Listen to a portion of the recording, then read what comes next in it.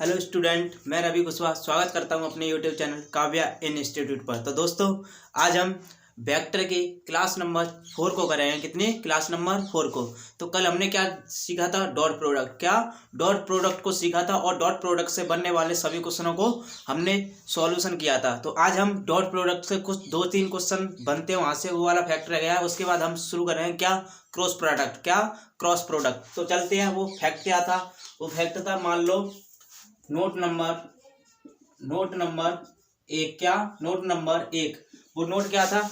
किसी भी सदिश, मान लो कोई भी सदिश हो और उसी सदिश के साथ अगर डॉट प्रोडक्ट निकालें, कोई भी सदिश अगर उसी सदिश के साथ डॉट प्रोडक्ट निकालें तो उसका मान कितना होता है? एक। कितना होता है? एक। जैसे मान लो कोई ए आई सदिश है, उसका हम उसी के साथ अगर डॉट प्रोडक्ट निकालें, कितना निकलेगा? एक। कितना निकलेगा? 1। अच्छा, अगर जे डॉट जे निकाला तो कितना निकलेगा? 1। अगर के डॉट के निकाला तो कितना निकलेगा? 1।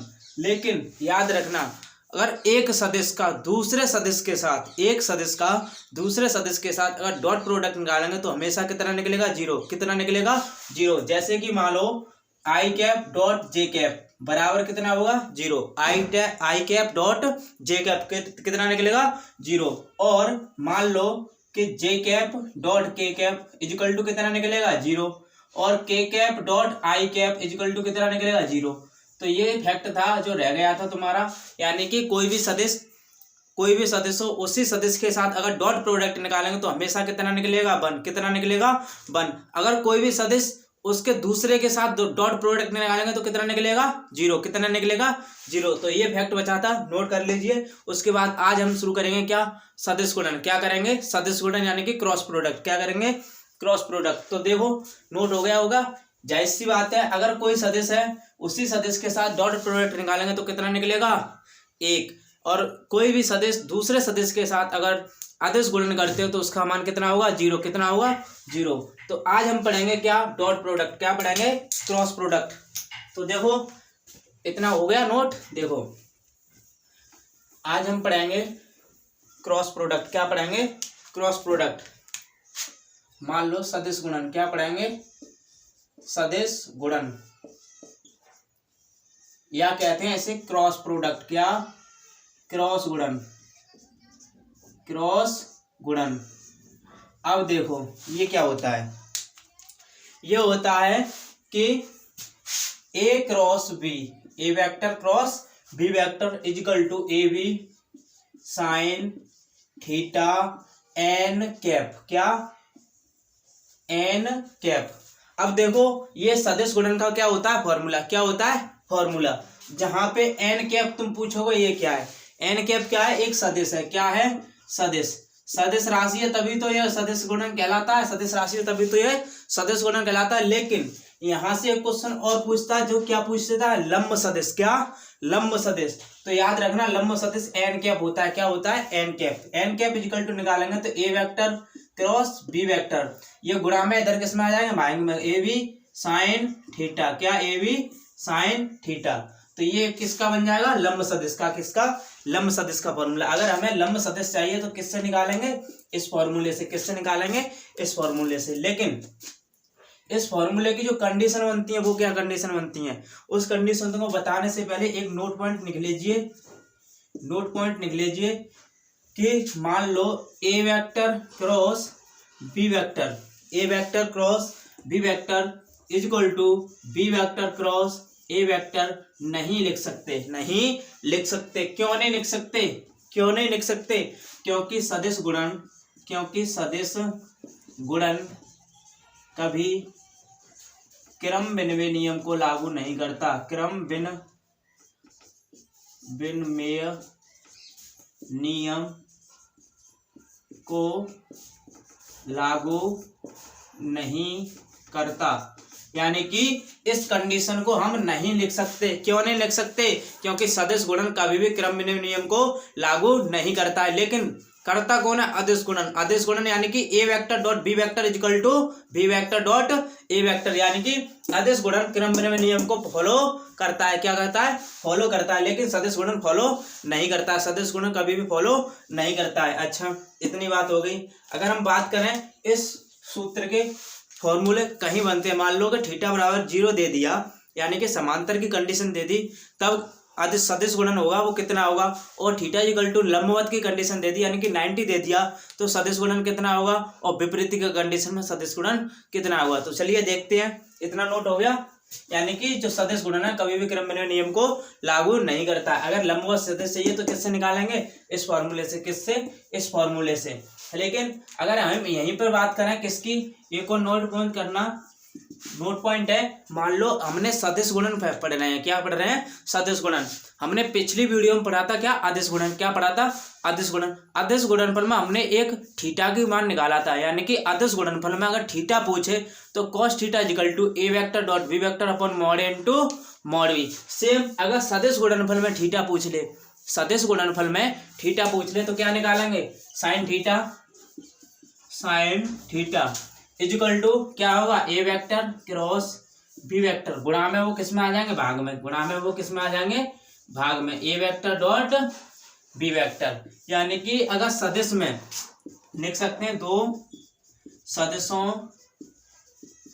के बीच कोण, अगर दो सदिशों के बीच कभी भी कोण पूछे तो कौन सा फॉर्मूला लगेगा, sine theta equal to A vector cross B vector upon mod A into mod B. कैसे, कैसे, फॉर एग्जांपल, मान लो एग्जांपल इतना हटा दो, नोट हो गया। फॉर्मूला क्रमबद्धीय नियम फॉलो नहीं करता, कौन, सदिश गुणन, लंबवत सदिश, ये फॉर्मूला ये होता है। अब देखो थीटा कैसे पूछेगा,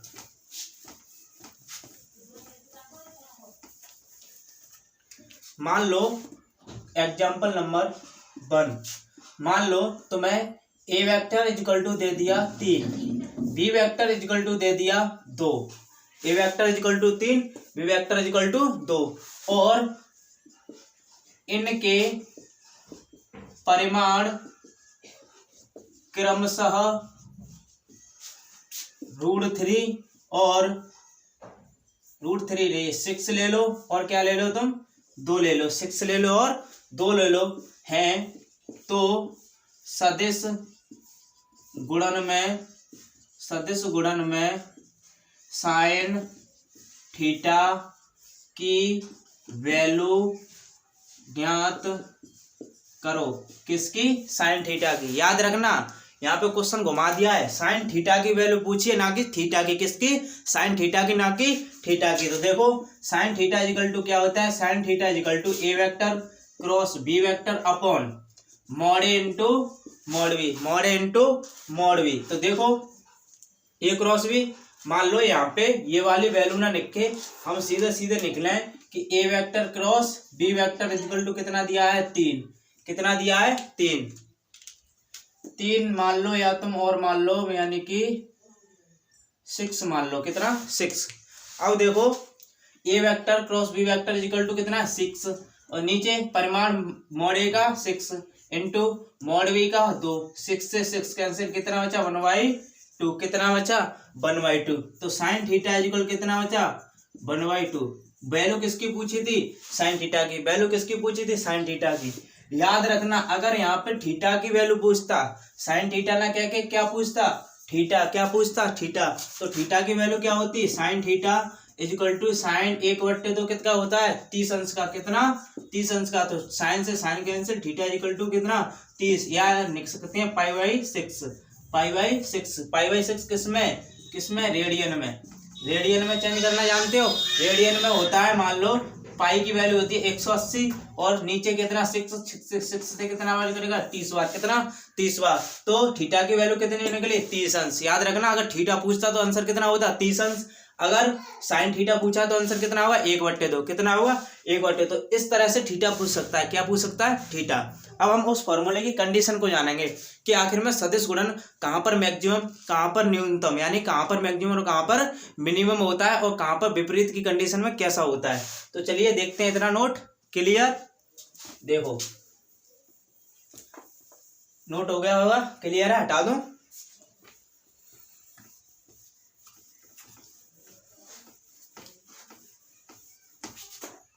अब देखो हम क्या पढ़ रहे थे, सदिश गुणन, क्या पढ़ रहे थे, सदिश गुणन या क्रॉस प्रोडक्ट, क्रॉस गुणन। तो देखो हमारा जो फॉर्मूला था A vector cross B vector equal to क्या था, ए बी साइन थीटा, क्या था, ए बी साइन थीटा। अब इस फॉर्मूले को डिफाइन करेंगे तो देखो नोट पॉइंट नंबर 1, यानी कि जब थीटा इक्वल टू 0 या समांतर की कंडीशन में हो, किसमें, समांतर की कंडीशन में हो, तब A vector cross B vector कितना होगा। यानी कि जब थीटा इक्वल टू कितना हो, 0, कितना हो, 0, यानी कि समांतर की कंडीशन में हो, किसकी में, समांतर की कंडीशन में। तो पूछ रहा है कि A vector cross B vector कितना हुआ, A vector cross B vector कितना हुआ। तो देखो A vector cross B vector equal to क्या होता है, ए बी साइन थीटा की जगह कितना है, 0, कितना है, 0, कितना है, 0। चूंकि निकले ना साइन 0 इक्वल टू कितना होता है, 0, चूंकि साइन 0 अंश का मान कितना होता है, 0, कितना होता है, 0। तो A vector cross B vector equal to A B multiply 0, किसी भी संख्या में मल्टीप्लाई 0 से करते हो तो आंसर क्या होता है, 0, क्या आता है, 0। तो आंसर क्या हो जाएगा, 0। तो याद रखना अगर थीटा इक्वल टू 0 दे दे और पूछ ले कि सदिश गुणन यानी कि ए क्रॉस इंटू बी कितना होगा, तो आंसर कितना होगा, 0, कितना होगा, 0।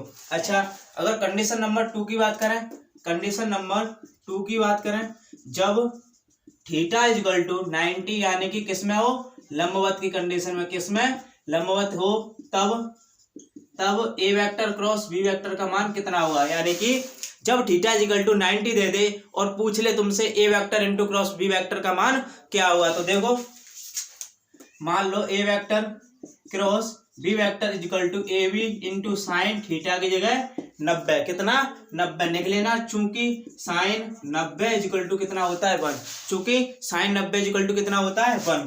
तो A vector cross B vector equal to A B into 1, तो A vector cross B vector equal to क्या होगा, ए बी। याद रखना अगर थीटा इक्वल टू 90 दे दे, थीटा इक्वल टू 90 दे दे तो A vector cross B vector equal to कितना होगा, ए बी, कितना होगा, ए बी। अच्छा अगर तीसरी कंडीशन की बात करें, किसकी, तीसरी कंडीशन की, तो मान लो जब थीटा इक्वल टू 180 दे दे, कितना, 180, यानी कि विपरीत, कितना, विपरीत हो, तब A vector cross B vector equal to कितना होगा, A vector into cross B vector equal to कितना होगा।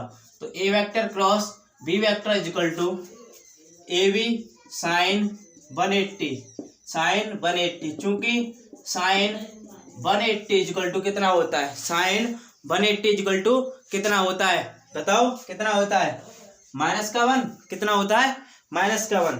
तो देखो ए क्रॉस बी इक्वल टू कितना होगा, -के कितना होगा, -के।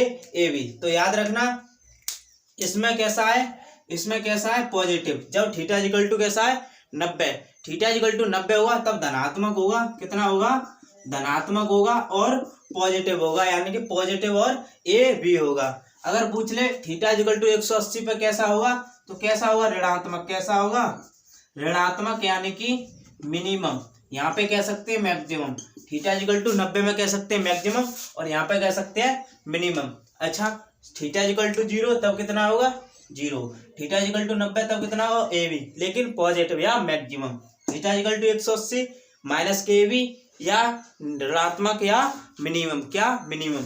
तो ये थी इसकी कंडीशन, ये थी इसकी कंडीशन। अब बात करेंगे कंडीशन नंबर 4 की, कंडीशन नंबर 4 की। इतना क्लियर, क्लियर है ना, हटा दो। तो देखो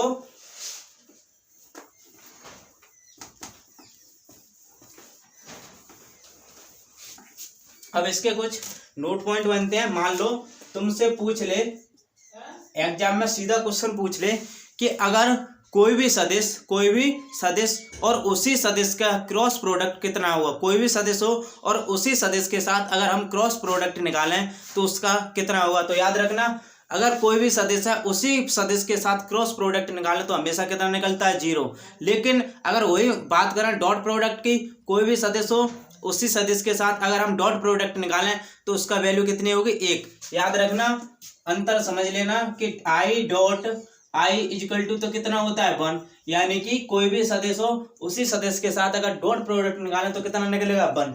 लेकिन कोई भी सदिश हो उसी सदिश के साथ अगर हम क्रॉस प्रोडक्ट निकालें तो वो कितना निकलेगा, जीरो। कितना निकलेगा, जीरो। तो यहाँ पे नोट पॉइंट लिख लेना, कोई सदिश यदि उसी सदिश के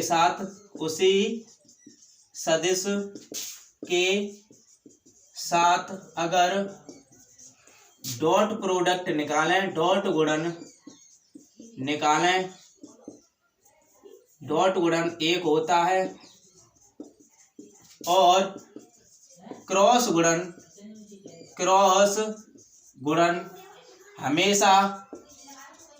हमेशा 0 होता है। कितना होता है, 0 होता है।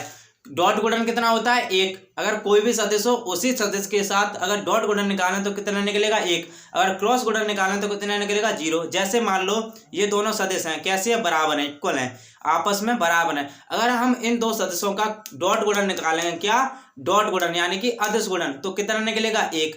अगर यही सदिश दोनों अलग अलग हैं, मान लो एक रेड और एक ब्लैक है, अगर अलग अलग हैं तो इन दो सदिशों का हम क्या निकालें, क्रॉस प्रोडक्ट। क्या निकालें, क्रॉस प्रोडक्ट। अगर ये अलग अलग होंगे तो वैल्यू अलग निकलेंगे, अगर ये समान होंगे क्रॉस प्रोडक्ट में तो वैल्यू कितनी होगी, 0। कितनी होगी, 0।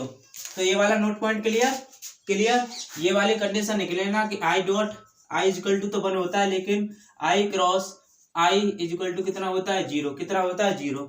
ऐसे J dot J equal to कितना होता है, 1 और J cross J equal to कितना होता है, 0।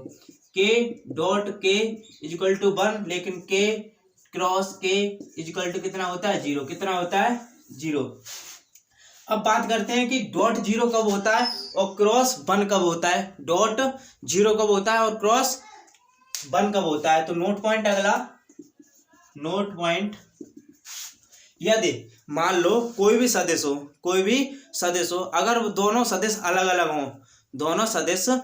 अलग हो तो उसका अगर डॉट निकालेंगे तो हमेशा कितना निकलेगा, 0। कितना निकलेगा, 0। जैसे आई डॉट जे कितना निकलेगा, 0। क्यों, दोनों सदिश अलग अलग है और क्या निकालना है, डॉट, तो कितना निकलेगा, 0। लेकिन अगर हम दोनों सदिश अलग अलग हो और उनका क्रॉस प्रोडक्ट निकालें, क्या, क्रॉस प्रोडक्ट, तो हमेशा वैल्यू अलग आएगी, कभी भी 0 नहीं आएगी। जैसे आई क्रॉस जे निकालें तो इक्वल टू क्या होगा, के। क्यों होगा, क्योंकि इसमें एक चक्र होता है। मान लो अगर क्लॉकवाइज घूमोगे तो वैसे ही आता जाएगा आई जे और ये क्या है, के।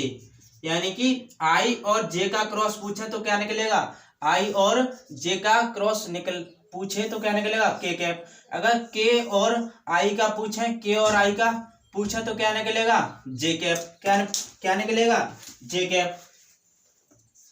कैप। अगर पूछे हम आई और, अगर उल्टा चलेंगे एंटी क्लॉकवाइज, मान लो यहां से अगर हम एंटी क्लॉकवाइज चलें तो पूछ ले तुमसे आई डॉट के, क्या पूछ ले, आई डॉट के, तो माइनस लग जाएगा, माइनस का जे। जैसे यहाँ पे मैं बताता हूं तुम्हें, यहां से पूछ ले तुम्हें आई क्रॉस जे पूछ ले, ये तो क्लॉकवाइज है, आई डॉट क्रॉस जे क्या, के। अगर पूछ ले के क्रॉस जे, ये भी क्लॉकवाइज है, तो क्या निकलेगा, के क्रॉस जे क्या निकलेगा, आई। क्या निकलेगा, आई।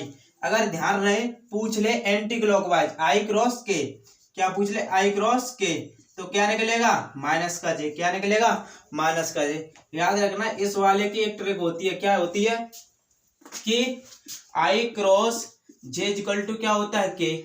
हम यहां से कहते हैं कि आओ आई से आओ, जे से जलेबी और के से खाओ, यानी कि आओ जलेबी खाओ। यहां से क्या उसकी बनती है ट्रिक, क्या बनती है, ट्रिक। यानी कि आई क्रॉस जे इक्वल टू क्या होता है, के। आई क्रॉस जे इक्वल टू क्या होता है, के। याद रखना हमेशा इस ट्रिक से। किससे, इस ट्रिक से।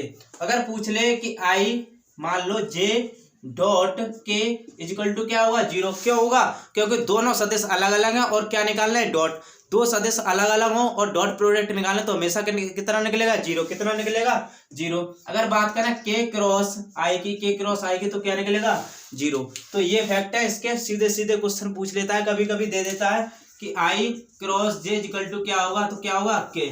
क्या होगा, के। या पूछ ले जे क्रॉस इक्वल टू के क्या होगा, क्या होगा आई, क्या होगा आई। या पूछ ले तुम्हें आई क्रॉस के, तो एंटी क्लॉकवाइज हो गया माइनस के जे। याद रखना ऐसे क्वेश्चन पूछ लेता है। तो इतना क्लियर, क्लियर हुआ। अब चलते हैं अगले पॉइंट पे। क्या अगला पॉइंट क्या रहेगा, नोट पॉइंट अगला। इतना क्लियर हुआ, नोट कर लिया।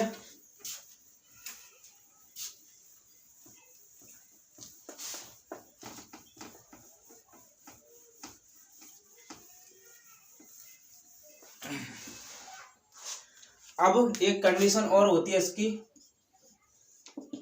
मान लो सदिश, देखो सदिश गुणन वितरण नियम का पालन करता है। यानी कि जो सदिश गुणन है वो हमेशा किस नियम का पालन करता है, वितरण नियम का। किसका, वितरण नियम का सदिश गुणन पालन करता है। कैसे करता है, A vector cross B vector plus C vector है, क्या है, इक्वल टू निकालना हमें। यानी कि वितरण नियम को फॉलो करता है, यानी कि ये कंडीशन लिखी हुई है तो इसके बराबर हमें निकालना है कि क्या होगा, क्या होगा। तो याद रखिए हमेशा कि A vector cross B vector plus C vector equal to होता है इसका इसमें cross A vector cross B vector plus A vector cross, अब इसका किसमें, इसमें A vector cross C vector. तो याद रहे यानी कि A vector cross B vector plus A vector cross C vector, इसका क्या होगा आंसर, क्या होगा आंसर। यानी कि जो सदिश गुणन है वो हमेशा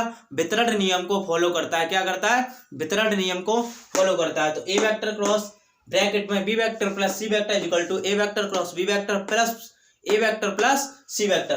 तो इतना क्लियर, ये इसकी कंडीशन सदिश हो गया। कहाँ पर मैक्सिमम, कहाँ पर मिनिमम, कहाँ पर पॉजिटिव, कहाँ पे नेगेटिव होता है, और दो सदिशों के बीच कोण कैसे निकालते हैं, और कंडीशन को देख लिया। नोट पॉइंट कहाँ से बनते हैं, कैसे बनते हैं। अब हम क्या सीखेंगे, एक कंडीशन और पूछता है यहाँ से। क्या पूछता है, लैम्डा का मान निकालना। क्या पूछता है, लैम्डा का मान निकालना। तो लैम्डा का मान कैसे निकालेंगे, तो याद रखिए लैम्डा का मान निकालने के लिए इतना क्लियर, नोट पॉइंट। अब सीखेंगे लैम्डा का मान निकालना। क्या, लैम्डा का मान निकालना।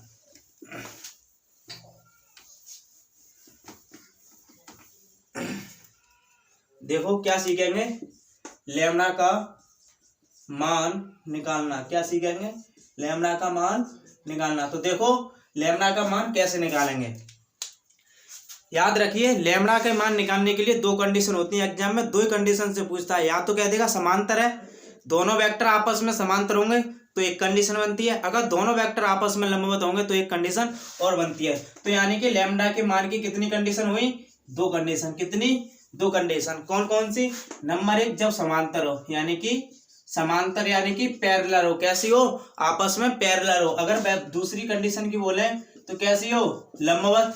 कैसी हो, लंबवत। लंबवत कह सकते हैं या परपेंडिकुलर। क्या कह सकते हैं, परपेंडिकुलर हो आपस में। तो याद रखना जब समांतर होगा तब लैम्डा का मान कैसे निकालेंगे, और लंबवत होगा तब लैम्डा का मान कैसे निकालेंगे। तो दोस्तों जब समांतर होगा तो लैम्डा का मान निकालने के लिए a1/a2 equal to b1/b2 equal to c1/c2, इसका क्या होता है फॉर्मूला। क्या होता है फॉर्मूला। a1 यानी कि तुम पूछ रहे होंगे a1 कैसे आया, b1 कैसे आया और c1 कैसे आया। तो ये हमेशा याद रहे, जो अभी बताऊंगा कैसे होता है। a कहाँ से आया, b कहाँ से आता है, c कहाँ से आया। तो देखो अगर बात करें कि लंबवत में, बात करें कि लंबवत में अगर लैम्डा का मान पूछ ले तो मैं दे दे कि दो सदिश आपस में परपेंडिकुलर हैं तो लैम्डा की वैल्यू ज्ञात कीजिए। तो देखो लंबवत की कंडीशन में सीधे सीधे होता है a dot B equal to 0। क्या, a dot B equal to 0। मैंने तुम्हें बताया था, क्या बताया था, इस फॉर्मूले को प्रूव करूं। a dot B equal to क्या होता है, A B cos theta. A B cos theta कब बोल रहा है, लंबवत की कंडीशन में। किसमें, लंबवत की। यानी कि थीटा बराबर कितना कह रहा है, 90। कितना, 90। तो देखो A vector dot B vector equal to A B cos 90। Cos 90, cos 90 कितना होता है 0। कोस 90 कितना होता है 0। तो A vector dot B vector equal to A B cos 90 0। तो A vector dot B vector equal to कितना हुआ 0। हुआ ना प्रूफ, हो गया प्रूफ। यानी कि लंबवत की कंडीशन में कितना होगा, ए डॉट बी बराबर 0। अच्छा अब क्वेश्चन कैसे पूछेगा, क्वेश्चन कैसे पूछेगा। तो देखो एग्जाम्पल नंबर 1, एग्जाम्पल नंबर 1, मान लो A vector equal to I cap plus J cap plus K cap, B vector equal to 2i cap 3j cap plus K cap. ये दो सदिश हैं, क्या है? दो सदिश हैं, आपस में कैसे हैं? आपस में समांतर हैं और लंबवत की कंडीशन में लैम्बडा का मान ज्ञात करो।